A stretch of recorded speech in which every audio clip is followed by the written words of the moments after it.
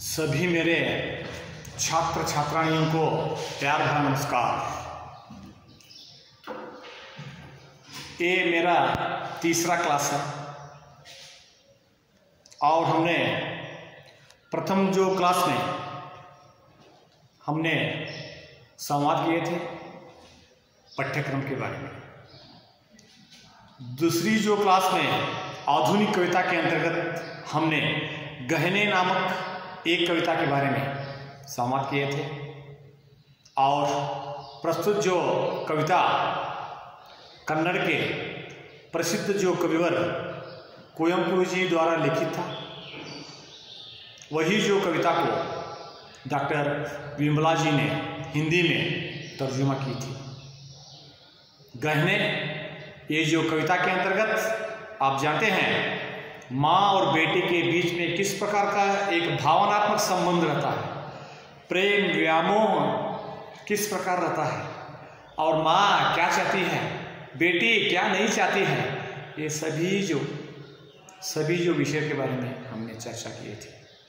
वैसे ही आज एक बहुत ही महत्वपूर्ण एक कविता है, कायर मत बन।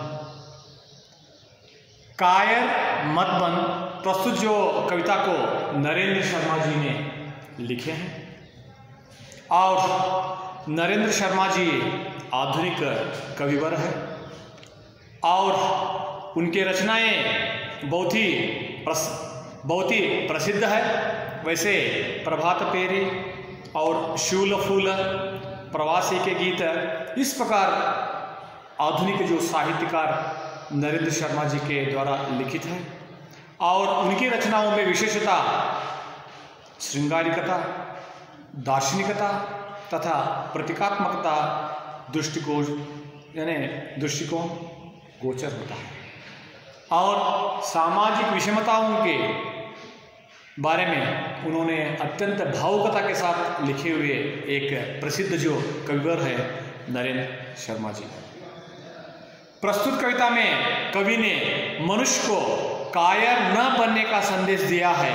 कवि मानवता को अत्यधिक महत्व देते हुए दुष्टों के सम्मुख आत्मसमर्पण न करने के लिए कहते हैं।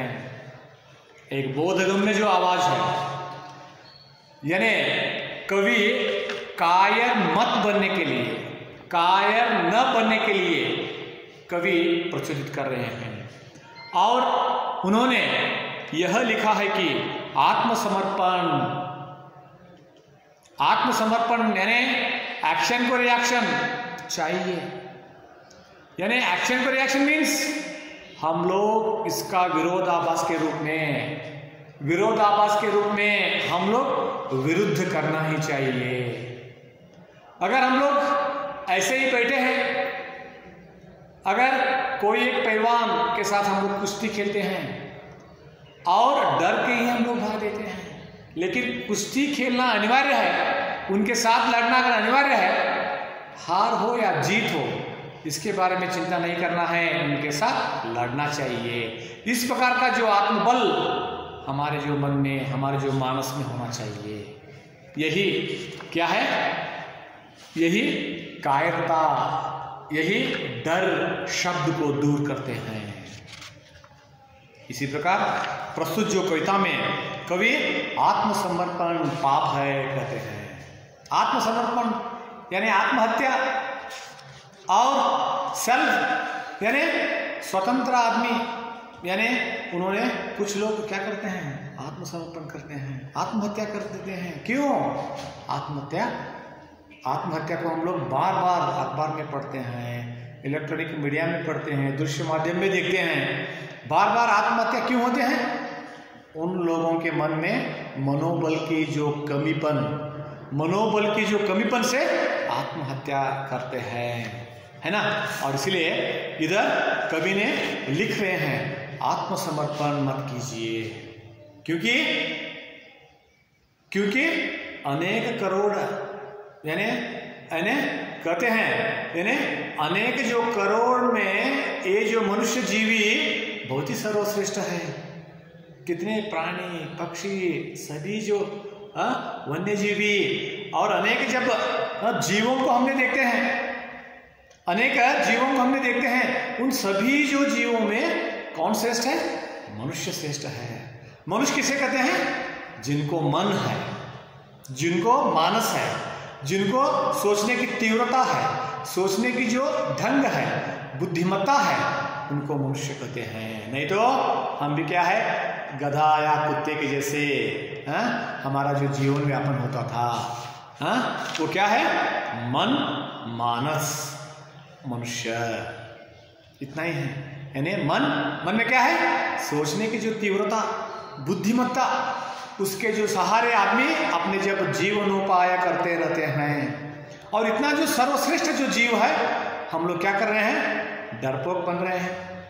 कायरपन और डर, ये सभी क्या है? समस्यास्पद है। और इसलिए हम लोग डर के क्या करते हैं? आत्मसमर्पण करते हैं। आत्मसमर्पण के विरोधाभास के रूप में कवि इधर लिख रहे हैं। देखिए, कुछ भी बन बस कायर मत बन, ठीकर मार फटक मत माथा, तेरी राह रोकते पाहन। देखिए, कुछ भी बन लेकिन कायर मत बन। वेरी इंपॉर्टेंट, बहुत ही महत्वपूर्ण की जो बात है, कायरपन।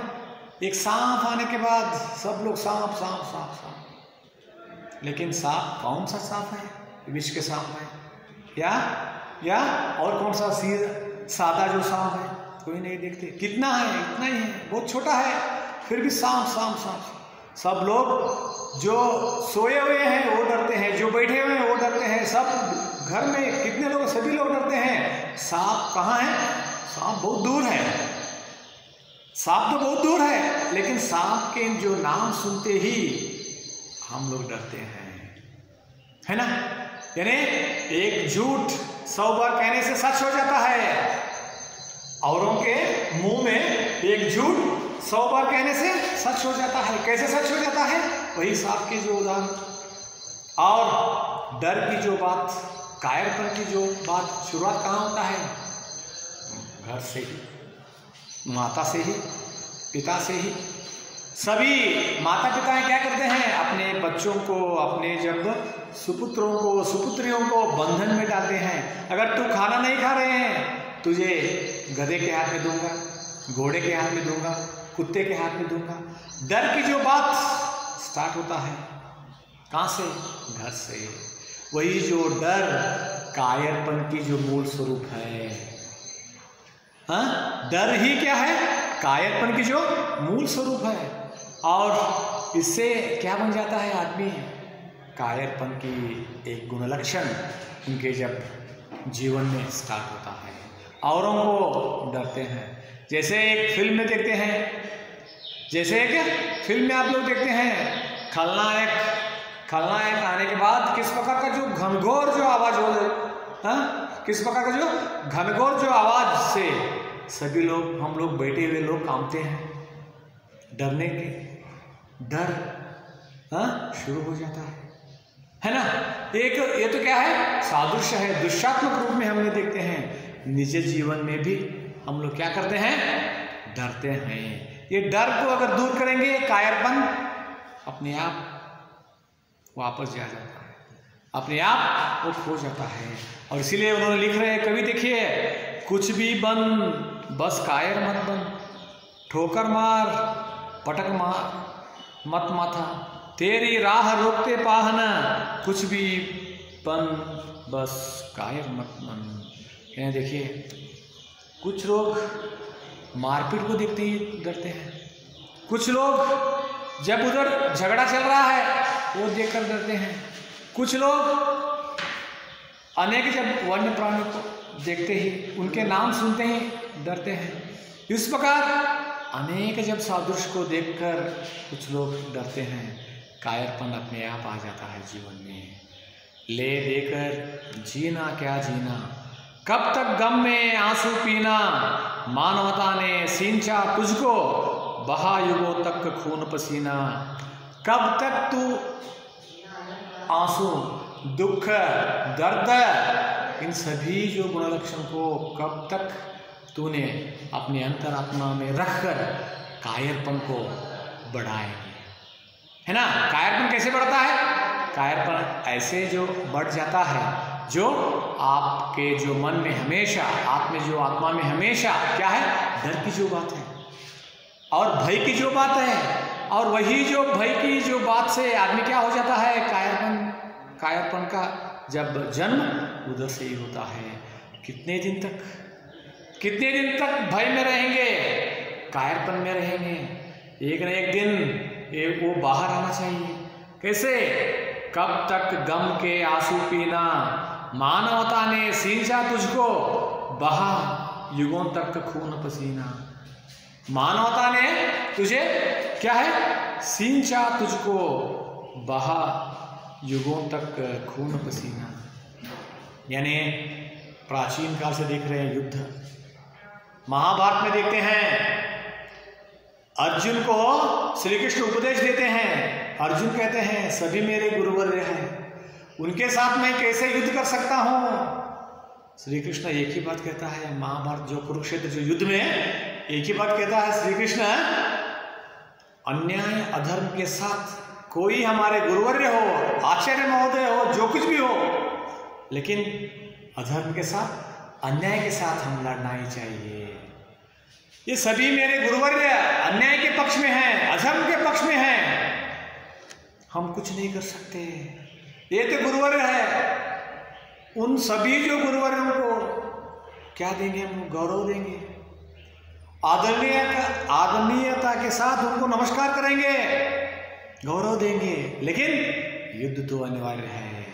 उस समय कायरपन की जो बात, भय की जो बात नहीं आ सकता। क्यों? महाभारत युद्ध में, अंतिम जो युद्ध में क्या होता है? गुरु और शिष्यों के बीच में युद्ध होता है, महायुद्ध होता है। आज भी इतिहास है ना। गुरु और शिष्यों के बीच में जो युद्ध को हमने महाभारत में देखते हैं, लेकिन उसका उद्देश्य क्या था? उसका उद्देश्य स्पष्ट है, अन्याय, अधर्म, अत्याचार कोई आदमी अपने जब जीवन में उसे सहन मत कीजिए, उसके विरोधाभास के रूप में आप लड़ना ही है, ये अनिवार्य है। वही जो महाभारत में हमने देखते हैं। और इसलिए मेरे गुरुवर्य के साथ मैं कैसे लड़ूं? और वो देखने के लिए बहुत मोटा है, ऊंचा है, लंबा है, उनके साथ मैंने कैसे युद्ध कर सकता हूं? एक कायरपन की जो बात है, अगर वो 10 मारेंगे मैं 5 तो मार दूं उनको, है ना। ईंट के जवाब हमने पत्थर से देंगे। इस प्रकार का जो बोधगम्य जो उद्देश्य हमारे जीवन में होना चाहिए। और उन्होंने जब लिखता है, देखिए, मानवता ने सींचा तुझको, बहा युगों तक खून पसीना। जैसे जो कायर है, जो भय से जब दूर भाग रहे हैं, और कितने दिन तक वो सहन कर सकता है। एक न एक दिन हाथ में झंडा लेना ही है। एक न एक दिन उन्होंने मारपीट के लिए तैयार होना ही है, क्योंकि शोषण कितने दिन तक, कहाँ तक करते हैं?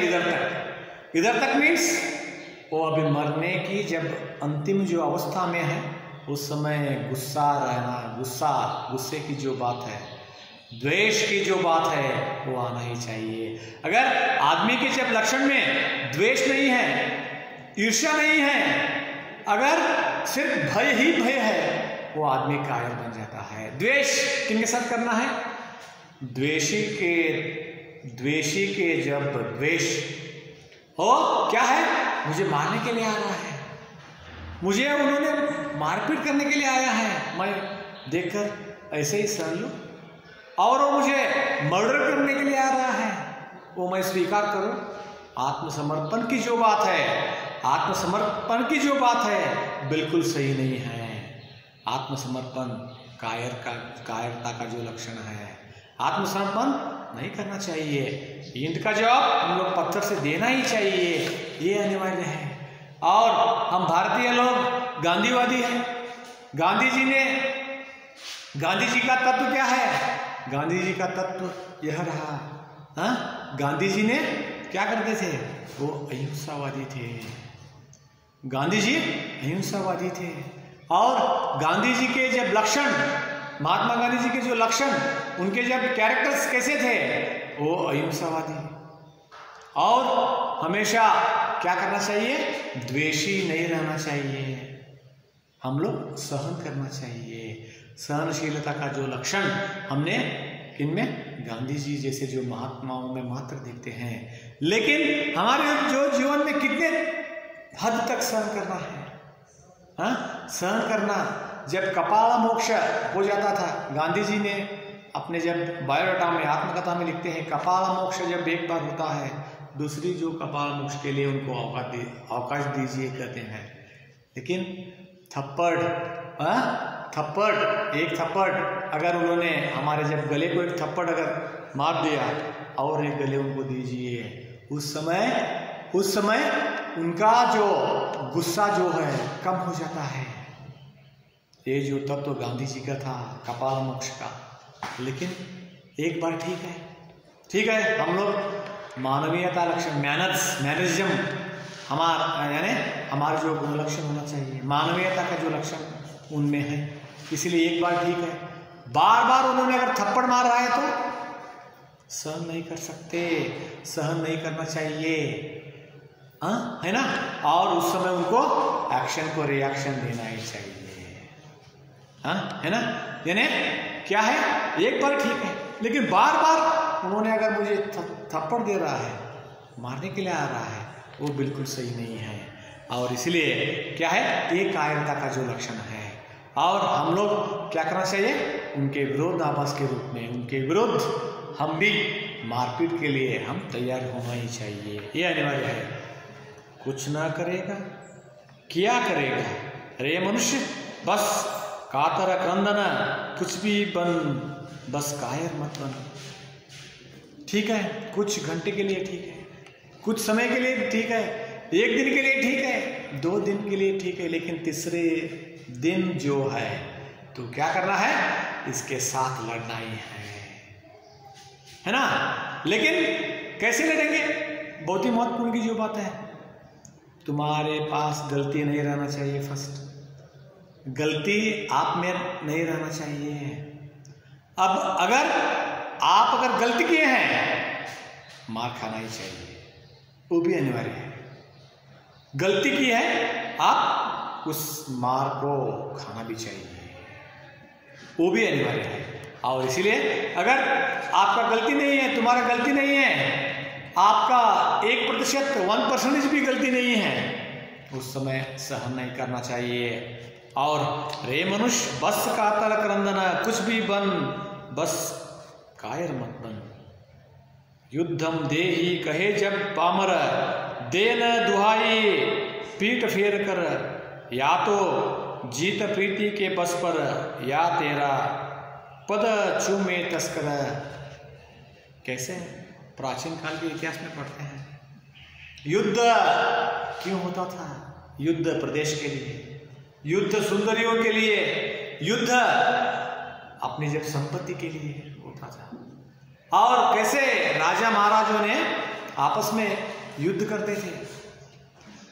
एक राजा ने दूसरे राजा के ऊपर अगर आक्रमण करने के लिए आता था, उस समय कुछ जो राजाओं ने क्या करते थे, शरण में आ जाते थे, उनको संपत्ति देते थे। युद्ध मुझे नहीं चाहिए, मेरे जो संपत्ति है, मेरे जो प्रदेश है आप लीजिए।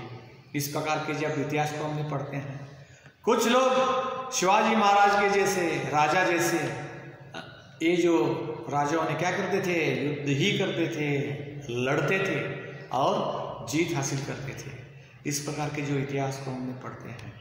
और इसलिए कवि इधर लिखते हैं, पद के लिए, राजगद्दी के लिए, कुर्सी के लिए लड़ते थे।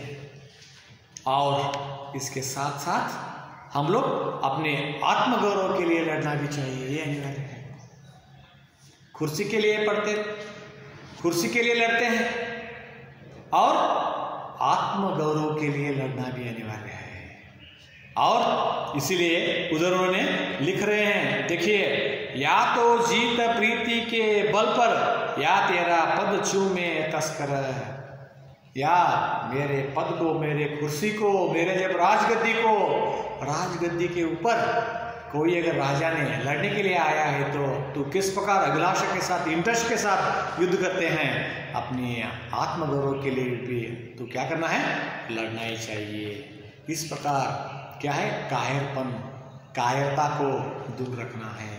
और लिखते हैं आगे, देखिए, प्रतिहिंसा भी दुर्बलता है, पर कायरता अधिक अपावन, कुछ भी बन बस कायर मत बन। प्रतिहिंसा दुर्बलता, कुछ लोग क्या करते हैं, शोषण करते हैं, आदमी को मारने के लिए आते हैं। अगर प्रतिरोध नहीं आएंगे, एक्शन को रिएक्शन, प्रतिरोध नहीं आएंगे तो वो क्या करता है, उनको आत्महत्या ही कराते हैं। उनको क्या करते हैं, अगर प्रतिहिंसा नहीं है, प्रतिरोध नहीं है, वो आदमी क्या करते हैं, मर्डर तक, यानी उनका जीव ही निकाल देते हैं। इस प्रकार के जो उदाहरण को हमने देखते हैं। प्रतिहिंसा दुर्बलता समझते हैं। आगे तेरे साथ कोई एक लड़ने के लिए आया है, तो अगर उनको उत्तर नहीं दे रहा है, प्रत्युत्तर नहीं दे रहा है, वो क्या समझता है, दुर्बल समझता है आपको। उस समय उन्होंने क्या करता है, आपके ऊपर शोषण करता है, बार बार प्रहार करता है, बार बार युद्ध करता है। उस समय वो समझता है, क्या समझता है, उनमें शक्तिहीन है, वो आप में शक्ति ही नहीं है, आप शक्तिहीन हैं। आप बाद में आपका जब जीव ही लेता है उन्होंने, ये बहुत ही क्या है, समस्या है। प्रतिरोध, प्रतिहिंसा जरूरी है। अगर आप लोग प्रतिहिंसा करेंगे, अगर क्या करना है, अधर्म को अधर्म के साथ ही, अधर्म को अधर्म के साथ ही युद्ध करके जीतना है। यही जो नीति है। नीति क्या है, मॉरलिटी क्या है, अगर नीति यानी यही है। महाभारत में क्या होता है, महाभारत में वही हुआ, अधर्म को अधर्म के साथ ही, अधर्म के साथ ही पांडवों का जो जीत होता है। यही जो उदाहरण है, यानी प्रतिहिंसा भी दुर्बलता है, वो भी एक रूप में दुर्बलता है। और आगे जो लिखते हैं, तेरी रक्षा का न मोल, तेरी रक्षा का न मोल है, पर तेरा मानव अमोल है। तेरी रक्षा से बेहतर मानवता क्या है, बहुत ही वैल्यूएबल, बहुत ही मूल्य होता है। आपका तो रक्षा होता है, औरों का रक्षा भी अनिवार्य है ना, औरों का रक्षा भी अनिवार्य है। जैसे फौज, सैनिक, सोल्जर, उन्होंने अगर खुद का जो रक्षा कर रहे हैं, और सैनिक का काम क्या है, देश की जब सीमा रेखा, देश को रक्षा देना है। अगर वो फौज सिर्फ अपने आप स्वार्थ के लिए मात्र रक्षा, यानी स्वार्थ के लिए मात्र अगर सुभद्रता के साथ उन्होंने अगर रक्षा कर रहे हैं, वो फौज नहीं है।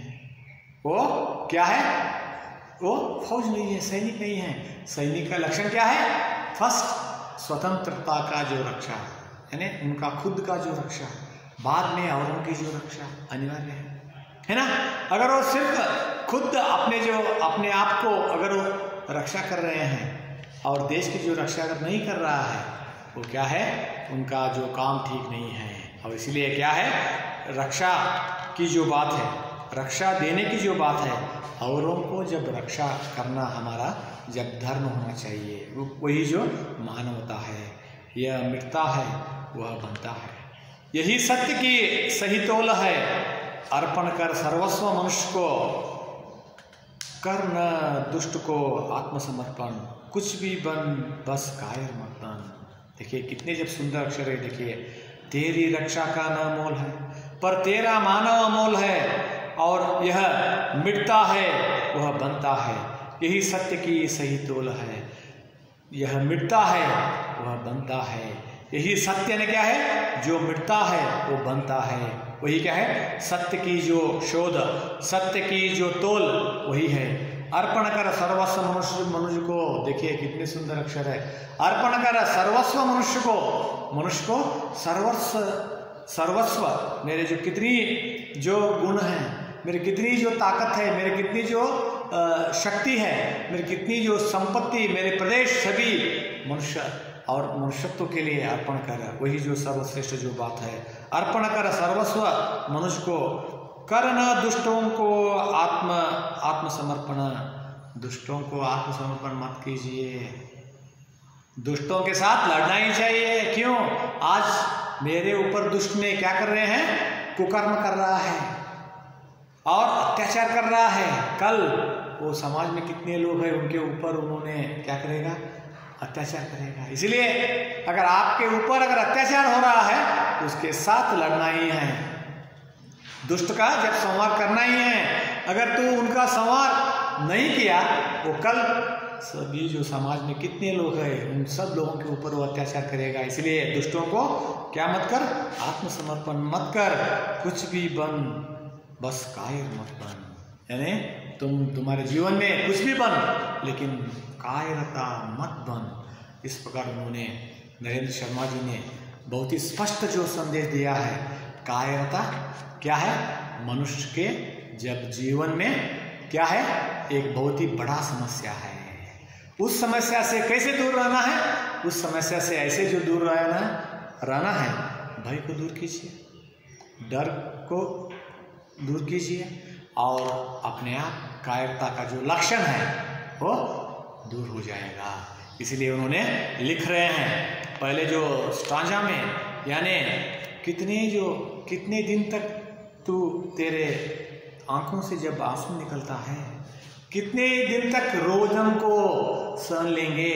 एक न एक दिन वो तलवार के रूप में बदलना ही चाहिए। और नेक्स्ट उन्होंने जो कहता है, यानी ये मनुष्य कितने दिन तक तेरे जीवन में कायरता का जो लक्षण होंगे उतने दिन तक तेरे जीवन अभिवृद्धि के जो पथ पर नहीं आ जाएंगे।